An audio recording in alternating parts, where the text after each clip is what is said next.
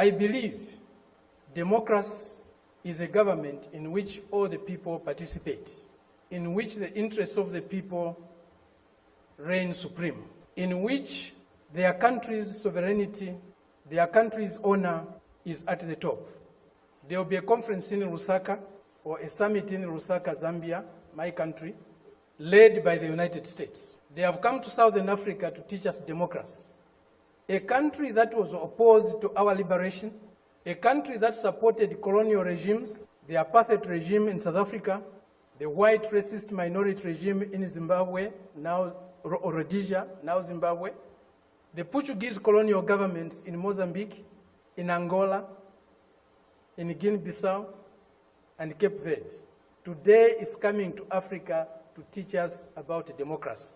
A country that has toppled so many governments in Africa, that has led so many coups in Africa and other parts of the world, a country that has killed so many of our leaders in Africa and other parts of the world, the killers of Patrice Lumumba, those who toppled Kwame Nkrumah, those who killed Nasser, those who killed Muammar Gaddafi, today are coming to teach us about democracy.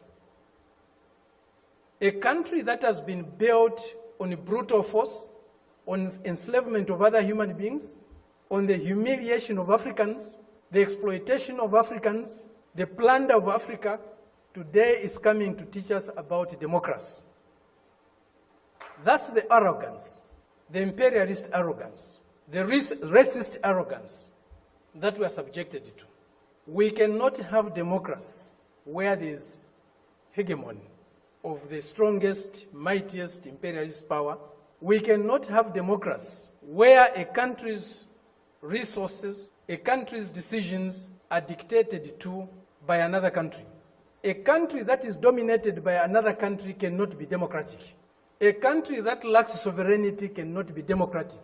A people that cannot decide for themselves cannot be democratic. A colony, a neo-colony cannot be democratic. If you have no respect for the dignity of others, if you have no respect for the sovereignty of other countries, you cannot claim to be a champion of democracy. We were only taught one form of civilization, one form of modernization. That was the Western way.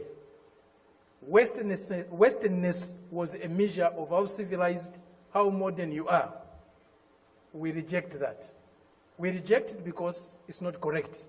We reject it because it's undemocratic. We reject it because it's uncivilized to think of the world and of other people in that way.